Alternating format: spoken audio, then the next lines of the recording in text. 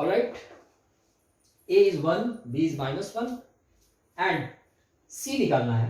तो देखिए t to the power इधर 0 है और इधर -2a - b + c है, तो मैं लिखूंगा 0 is equal to -2a - b + c, that is 0 is equal to -2a 1 है तो -2 माइनस b कितना है -1 तो -1 + c, so it is -2 plus minus minus plus 1 1 -2 -1 + c is equal to 0, so c is equal to क्या आ जाएगा 1 आ जाएगा, यानी c 1 आ गया, a 1 आ गया और b -1 आ गया।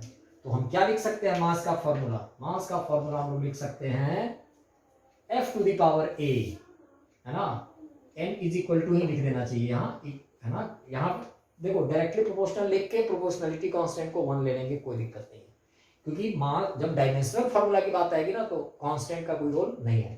तो m इज इक्वल टू क्या हो जाएगा, m is equal to f to the power a, that is f to the power a कितना है 1, यानी f, v to the power b, v to the power b कितना है हमारा, b है -1 यानी v टू द पावर -1, ठीक है ना, और t to the power c, और c कितना है 1 यानी t, that is f v -1 t। This is the dimensional formula of mass. ये वही मास है जो एसआई यूनिट में खुद फंडामेंटल होता है, लेकिन आज ये डेराइव्ड बन गया है, क्योंकि हमारा फंडामेंटल फोर्स वेलोसिटी और टाइम हो गया है, एक नया सिस्टम है, और उस नए सिस्टम में फोर्स वेलोसिटी और टाइम तो फंडामेंटल है, लेकिन आप देख लो मास क्या हो गया, डेराइव्ड हो गया, क्योंकि हमने इसी तीनों के फॉर्म में मास को लिख दिया। जो मास कभी एसआई में खुद फंडामेंटल की लिस्ट में आता है, लेंथ, टाइम, टेम्परेचर, ये सब एसआई में फंडामेंटल की लिस्ट में आता है, लेकिन जरूरी नहीं है, हो सकता है कोई दूसरा सिस्टम हो, मैं बार बार कह रहा हूं, हो सकता है कोई दूसरा सिस्टम हो जिसमें वो नहीं हो, कोई और हो, 3 4 कुछ भी, है ना, लेकिन शर्त है उस लिस्ट में रहने का, क्या शर्त है कि वो एक दूसरे पे डिपेंड ना करे, या कोई एक बाकी दो से डिराइव्ड ना हो जाए गलती से, क्योंकि बाकी दो से कोई एक डिराइव हो गया तो उनकी, है ना, इंडिपेंडेंसी खत्म हो जाएगी और वो फंडामेंटल की लिस्ट से बाहर हो जाएंगे, ठीक है ना, तो ध्यान रखेंगे। तो देखिए जिस तरीके से मैंने मास का निकाला, आप एनर्जी का भी निकाल सकते हो, मोमेंटम का भी निकाल सकते हो, बिल्कुल वही वैसे ही प्रोसीड करेंगे हम लोग बिल्कुल वैसे ही प्रोसीड करेंगे, है कि नहीं। जैसे एनर्जी बराबर f to the power a, b to the power b, t to the power c लिखेंगे, फिर एनर्जी का डायमेंशन mlt के फॉर्म में लिखेंगे, फिर इसको ऐसे लिखेंगे, फिर हर मास, लेंथ और टाइम सब के इंडिविजुअल पावर को क्या करेंगे, इक्वेट करेंगे, 3 इक्वेशन 3 अननोन बनेगा, ABC कैलकुलेट करेंगे, ठीक है ना।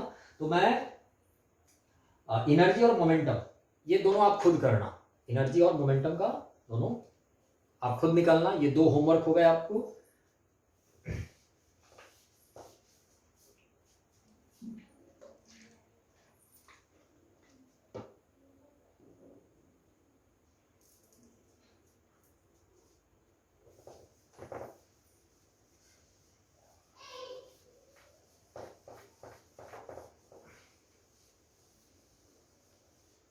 कन्वर्जन ऑफ यूनिट जो हमने पढ़ा था उसके बारे में हम डायमेंशनल एनालिसिस से भी कर सकते हैं,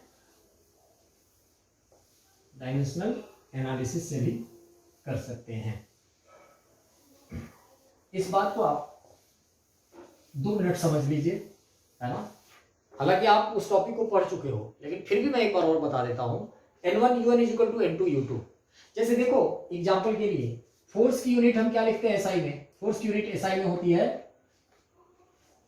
किलोग्राम मीटर पर सेकेंड स्क्वायर, है ना, किलोग्राम मीटर पर सेकेंड स्क्वायर, ये एसआई में होती है। और सीजीएस में क्या होती है, सीजीएस की बात करें तो क्या होती है, ग्राम सेंटीमीटर पर सेकेंड स्क्वायर, पर सेकेंड स्क्वायर। लेकिन जब डायमेंशन की बात करते हैं तो केजी के बदले हम एम लिखते हैं, मीटर के बदले हम एल लिखते हैं, और सेकेंड स्क्वायर के बदले टी स्क्वायर लिखते हैं, MLT-2 लिखते हैं।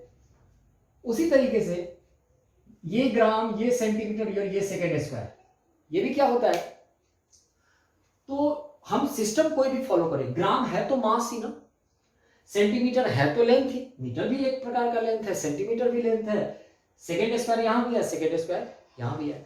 तो देखिए ध्यान कहां, यहां मतलब डायमेंशनल एनालिसिस, डायमेंशन के सहारे कन्वर्जन ऑफ यूनिट्स कि क्वेश्चंस को हम लोग कैसे कर सकते हैं। जैसे देखिए हम लोग क्या लिखते हैं, n1u1 is equal to n2u2, n1u1 is equal to n2u2, ये लिखते हैं हम लोग।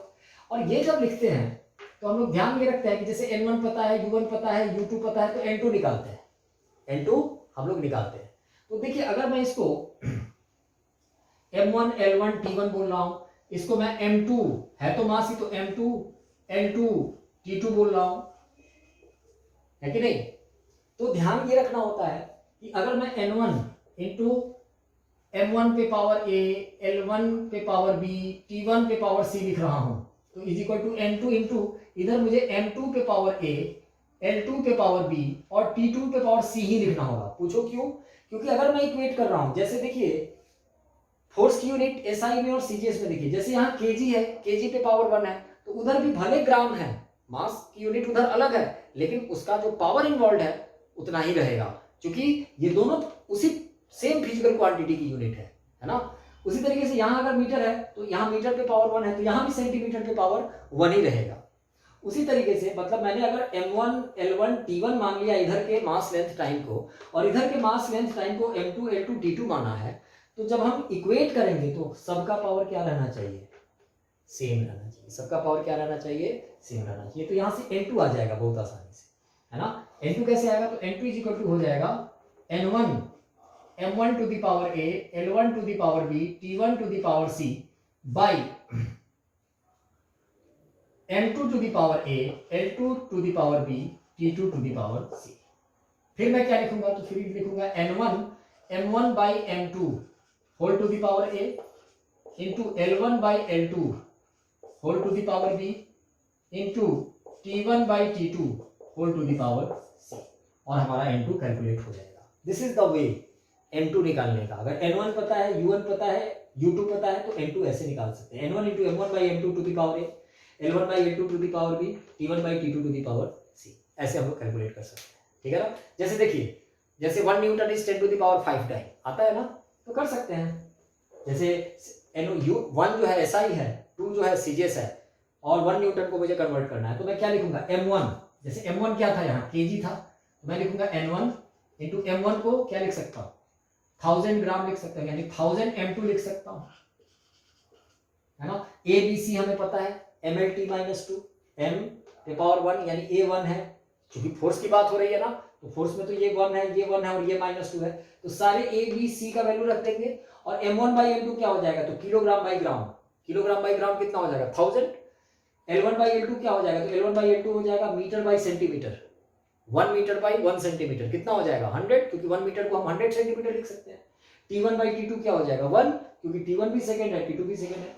आप सारे वैल्यूज को रखेंगे ना, 1000 m2 by m2 to the power a कितना ले 1, L1 बाई L2, L1 कितना है, L1 मीटर है, L2 क्या है सेंटीमीटर है, तो L1 बाई L2 क्या हो जाएगा, हम लिख सकते हैं L1 को 100 L2, क्योंकि सेंटीमीटर L2 है, 100 सेंटीमीटर इज 1 मीटर, तो 100 L2 by L2 to the power b भी कितना है 1 है।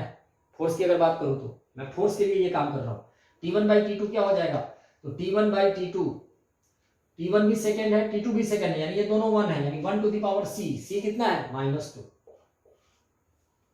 तो n2 क्या आ जाएगा, n2 आ जाएगा हमारा n1 कितना था 1 न्यूटन, क्योंकि 1 न्यूटन को कन्वर्ट करना है, तो 1 इंटू m2 कैंसिल,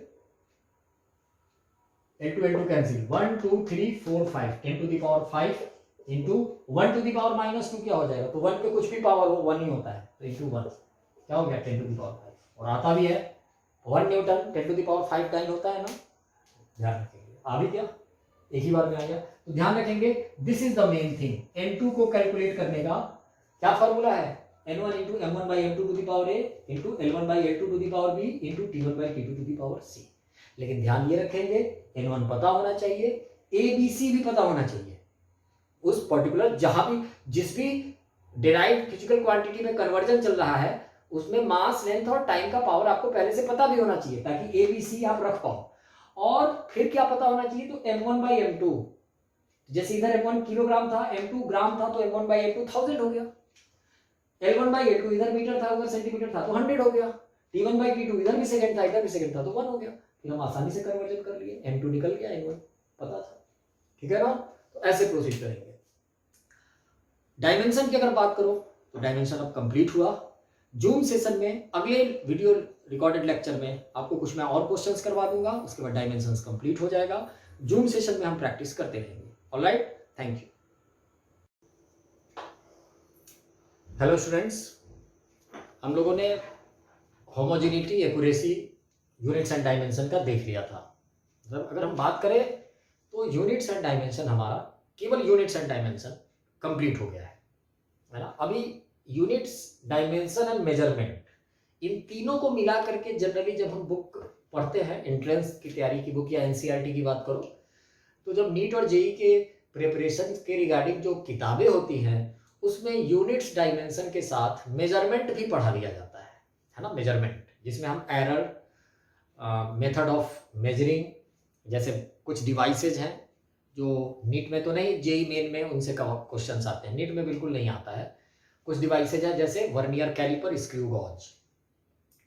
तो वर्नियर कैलिपर और स्क्रू गॉज, इन दोनों डिवाइसेस के बारे में मैं कभी ऑफलाइन आपको बहुत डिटेल में पढ़ाऊंगा जब आप एक बार प्रैक्टिकल कर लेंगे, क्योंकि स्कूल में ये आपका डिवाइस होगा, है ना। आप 11th में जो प्रैक्टिकल करते हैं, तो after your practical I will discuss it in detail, ठीक है ना। वैसे हम लोग मेजरमेंट में एरर पढ़ेंगे, प्रोपोगेशन ऑफ एरर पढ़ेंगे। उससे पहले लेकिन यूनिट्स, डायमेंशन कंप्लीट करने के तुरंत बाद अभी बीच में हम लोग कुछ दिन बेसिक मैथमेटिक्स पढ़ेंगे, क्योंकि बेसिक मैथमेटिक्स पढ़ने के बाद एरर, चूंकि यूनिट्स, डायमेंशन के बाद जो हम एरर पढ़ते हैं ना, उस एरर में कुछ बेसिक मैथमेटिक्स का भी रोल है ना। जैसे बेसिक कैलकुलस का रोल है, बेसिक ट्रिग्नोमेट्री का रोल है। तो उस वहां पे डिटेल बात समझने के लिए थोड़ी सी मैथमेटिकली आपको स्मार्ट होना होगा, हल्का सा। इसलिए बेसिक मैथमेटिक्स हम लोग पहले पढ़ लेंगे। लेकिन बेसिक मैथमेटिक्स स्टार्ट करने से पहले हम लोग यूनिट्स एंड डायमेंशन के कुछ क्वेश्चंस को कर लेते हैं, जिससे हमारा रिवीजन हो जाएगा, है ना। यूनिट्स एंड डायमेंशन के क्वेश्चंस को, कुछ फिजिकल क्वांटिटीज के डायमेंशंस मैंने आपको होमवर्क में दिए थे, आप लोग आई होप कि लगाए भी होंगे, है ना। तो जैसे सबसे पहले अगर हम लोग बात करें, कुछ क्वेश्चंस एक आध कर लेते हैं हम लोग। जैसे what is dimension of, what is dimension of mu naught into epsilon not, mu naught into epsilon not. अब आप एप्सिलॉन नॉट को तो समझ रहे हो, एप्सिलॉन नॉट क्या है ये आप जानते हो, है ना। एप्सिलॉन नॉट क्या है आप जानते हो। ये म्यू नॉट क्या है ना, म्यू नॉट। तो इस म्यू नॉट को ध्यान रखिएगा, ये दोनों जो टर्म्स हैं, ये दोनों टर्म्स आप क्लास 12th में देखेंगे। इस म्यू नॉट को हम लोग परमिएबिलिटी कहते हैं, इसे हम लोग कहते हैं परमिएबिलिटी, परमिएबिलिटी। और एप्सिलॉन नॉट को हम लोग कहते हैं permittivity, permittivity, permeability and permittivity. तो अगर हम बात करें परमिएबिलिटी एंड परमिटिविटी, अब इस परमिटिविटी का कहां पे रोल है, तो क्लास 12th में जब हम इलेक्ट्रोस्टैटिक पढ़ेंगे तो Q1 एंड Q2 दो चार्ज के बीच, Q1 एंड Q2 दो चार्ज के बीच r डिस्टेंस पे अगर ये हो तो फोर्स लगता है 1/4 pi epsilon naught Q1 Q2 by R square, Q1 Q2 by R square, है ना। तो 1/4 पाई जो है ये यूनिटलेस एंड डायमेंशनलेस कांस्टेंट है। 1/4 pi is a unitless dimensionless constant. तो एप्सिलॉन नॉट को अगर मैं LHS की तरफ भेजूं तो एप्सिलॉन नॉट की अगर यूनिट की बात करूं तो एप्सिलॉन नॉट की यूनिट हो जाएगी, फोर्स नीचे आ जाएगा Q1 Q2 by FR square, Q1 Q2 by FR square. तो अगर SI यूनिट की बात करो तो charge into charge that is coulomb square per newton metre square, coulomb square per newton metre square. ये एप्सिलॉन नॉट की क्या हो जाएगी, SI यूनिट हो जाएगी, एप्सिलॉन नॉट की SI यूनिट हो जाएगी। डायमेंशन की अगर बात करो तो डायमेंशन इसका क्या हो जाएगा, अगर डायमेंशन की बात करो तो कूलम्ब को हम लोग क्या लिख सकते हैं, एम्पियर इंटू टाइम, तो एम्पियर इंटू टाइम का स्क्वायर बाई न्यूटन को क्या लिख सकते हैं, ml t to the power -2, ml t to the power -2 metre मीटर के स्क्वायर को क्या लिख सकते हैं, l स्क्वायर। तो ये बेसिकली आ जाएगा a square t square by m l square into l cube into t to the power -2।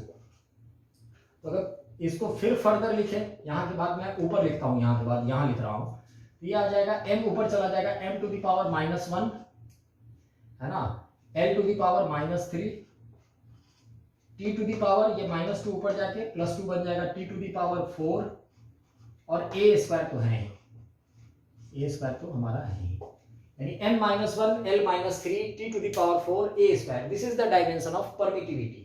और ये परमिटिविटी किसकी है? वैक्यूम की है। नॉट जहां लगा रहेगा हम तो वैक्यूम की परमिटिविटी।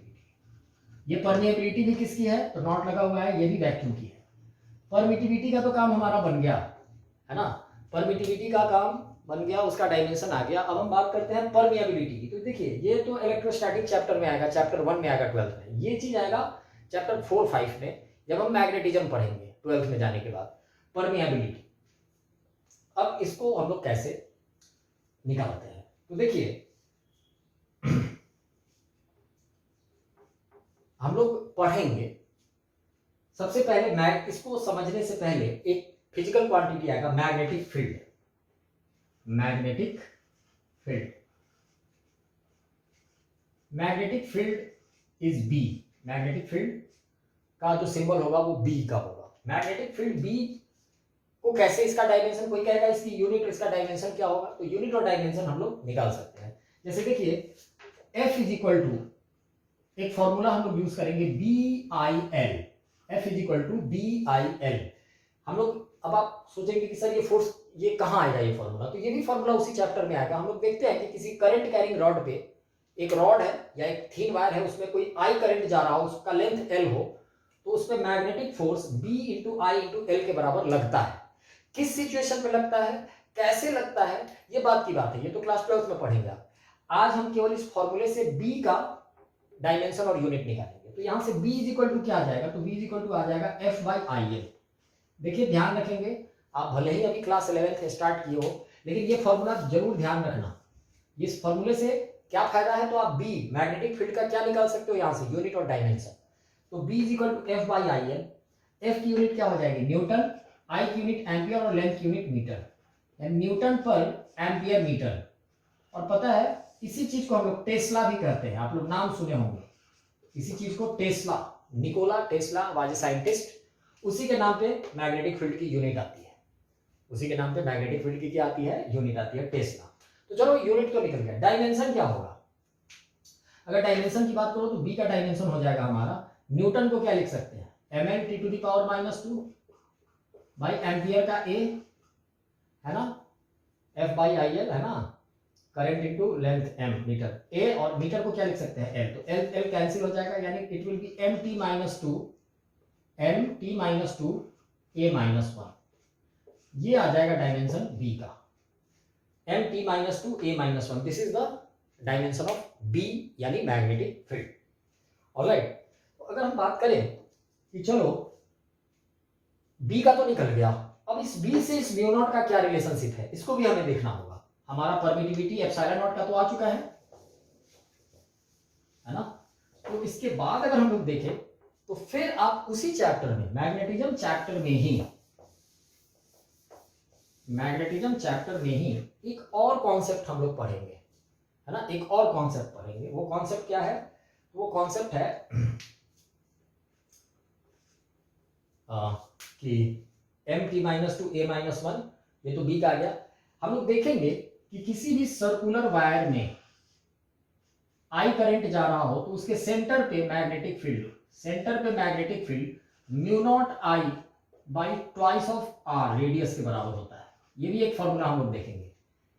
अब आपको ये कहां से आया, क्यों आया, छोड़ दो इन बातों को, हमें फायदा क्या उठाना है? तो हमें इस म्यू नॉट का क्या निकाल लेना है? यूनिट और डायमेंशन। क्यों निकल जाएगा अब आसानी से? क्योंकि B का मुझे आता है, I का आता है, R का आता है। I करंट है, R रेडियस है, B मैग्नेटिक फील्ड है। 2 तो यूनिटलेस डायमेंशनलेस कांस्टेंट है, तो धरलेस से हम म्यू नॉट का क्या निकाल सकते हैं? SI यूनिट और डायमेंशन। तो what we can write is, mu naught का अगर मुझे डायमेंशन लिखना हो तो म्यू नॉट का डायमेंशन हो जाएगा B इंटू R, चूंकि 2 का होगा नहीं तो B into R by I, B into R by I। तो यूनिट हो जाएगा tesla into metre by ampere, tesla into metre by ampere, ये तो SI यूनिट हो जाएगी। डायमेंशन क्या हो जाएगा? तो म्यू नॉट के डायमेंशन की अगर बात करो तो म्यू नॉट का डायमेंशन हो जाएगा, देखिए B यानी टेस्ला का, तो टेस्ला को कैसे लिखते हैं डायमेंशनली, वो आ चुका है। तो म्यू नॉट का आ जाएगा mt t minus two a minus one into R, R का क्या आ जाएगा, आर का आ जाएगा l b into R, R radius है तो l आ जाएगा, बाई एम्पियर का क्या आ जाएगा a, तो ये क्या आ जाएगा m l t minus two t minus two और a माइनस टू आ जाएगा, क्योंकि a to the power minus one है और नीचे a है तो a टू दी पावर भी माइनस टू। म्यू नॉट का भी डायमेंशन आ गया, एप्सिलॉन नॉट का भी डायमेंशन आ गया, ठीक है ना। तो mu naught into epsilon naught का डायमेंशन क्या हो जाएगा, ये देखिए, इसलिए मैं इतना कर रहा हूं ना। अब आप सोच रहे होंगे कि सर इतना डिटेल आप बता रहे हो, डिटेल बताना जरूरी है यहाँ, क्योंकि ऐसे क्वेश्चंस आपको डायरेक्ट कभी कभी आ जाते हैं। अगर ये रिजल्ट आपको याद रहा तो किसी को इसी क्वेश्चन को करने में 2-3 मिनट लग जाएंगे और आप 5 सेकंड में जवाब दे देंगे, क्योंकि ये बहुत वीवीआई चीज है। ऐसा जैसे कभी कभी म्यू नॉट एप्सिलॉन नॉट का डायरेक्ट डायमेंशन पूछ देता है। अब किसी को म्यू नॉट का पता है, एप्सिलॉन नॉट का पता है, लेकिन ये इतना बड़ा बड़ा डायमेंशन याद नहीं रह पाता है, इतना बड़ा डायमेंशन किसी को याद नहीं रहता है। तो वो क्या करते हैं वो लोग जैसे मैं अभी निकाला हूं वैसे निकालना शुरू करते हैं। सही तो होता है उनका, लेकिन उनको 2 मिनट लग जाता है, 1.5 मिनट लग जाता है, लेकिन आपको सीधे याद हो इकट्ठे, है ना। तो ये बहुत अच्छी बात है, लेकिन ढंग से याद रहना चाहिए। देखो, याद रखना भी बहुत अच्छी बात है, बट एक्यूरेसी 100% होनी चाहिए, है ना। पता चला कहीं भी कंफ्यूजन है फिर तो आपको निकालना पड़ेगा। तो देखो, अब म्यू नॉट एप्सिलॉन नॉट का क्या आ जाएगा, mu naught into epsilon naught का क्या आ जाएगा, तो mu naught into epsilon naught का आ जाएगा, देखिए m minus one l minus three t4 a square into क्या आएगा m l t minus two a minus to. देखिए a स्क्वायर और a माइनस टू कैंसिल हो जाएंगे, m minus one m cancel हो जाएंगे, l पे power minus three into l, ये कितना आ जाएगा, ये आ जाएगा l पे power minus three into l आ जाएगा l to the power minus two, t to the power four into t to the power minus two क्या आ जाएगा t to the power two, ये क्या आ जाएगा ts, ये इसको हम लोग लिख सकते हैं T square by L square, T square by L square. T square by L square का मतलब आप समझ रहे हो, क्योंकि इसको मैं क्या लिख सकता हूं, इसको मैं 1 by L square by T square लिख सकता हूं, एक ही बात है, 1 by L square by T square. और L square by T square को मैं क्या लिख सकता हूं, 1 बाई स्पीड का स्क्वायर, यानी 1 by V square, 1 by V square. यानी म्यू नॉट एप्सिलॉन नॉट का जो डायमेंशन होता है वो 1 बाई स्पीड के स्क्वायर के डायमेंशन के बराबर होता है। Mu naught into epsilon naught का डायमेंशन 1 बाई स्पीड के स्क्वायर के बराबर होता है। यहीं से एक चीज क्लियर होके आती है, यहीं से एक चीज क्लियर होके आती है कि वी स्क्वायर का डायमेंशन क्या हो जाएगा, है ना। तो वी स्क्वायर का डायमेंशन हो जाएगा 1 by mu naught epsilon naught का डायमेंशन। तो स्पीड का डायमेंशन क्या आ जाएगा, तो 1 by under root mu naught epsilon naught का डायमेंशन। यानी एक फॉर्मूला भी हम लोग देखेंगे, एक चैप्टर आएगा बहुत लास्ट में 12th के बुक 1 में, इलेक्ट्रोमैग्नेटिक वेव। जैसे लाइट जो है ना, लाइट जिसके बारे में आप पढ़ते हो वो इलेक्ट्रोमैग्नेटिक वेव है, और हम लोग पढ़ेंगे कि ये जो फॉर्मूला है ना, ये लाइट की स्पीड का फॉर्मूला है। किसी भी मीडियम में लाइट की स्पीड का फॉर्मूला होता है 1 by under root mu into epsilon, लेकिन म्यू और एप्सिलॉन किसका, तो उस मीडियम का। जैसे मेरे से कोई कहे कि वैक्यूम में लाइट की स्पीड क्या होगी, तो वैक्यूम में लाइट की स्पीड हो जाएगी 1 by under root mu epsilon, mu vacuum का, एप्सिलॉन भी वैक्यूम का। तो इस म्यू नॉट और इस एप्सिलॉन नॉट का कुछ वैल्यू होता है ना, उस वैल्यू को किसी भी मीडियम के लिए जैसे ही हम पुट करेंगे वी विल गेट स्पीड। तो ध्यान रखेंगे, ये इसमें बहुत सारे डायमेंशन से रिलेटेड बहुत सारे क्वेश्चंस इस पे आते हैं, डायमेंशन से रिलेटेड बहुत सारे क्वेश्चंस आते हैं। स्पीड का डायमेंशन क्या हो जाएगा, 1 by under root mu naught epsilon naught का डायमेंशन क्या हो जाएगा, स्पीड, यानी एल टी माइनस 1, क्योंकि म्यू नॉट एप्सिलॉन नॉट का क्या आया था 1 बाई स्पीड का स्क्वायर।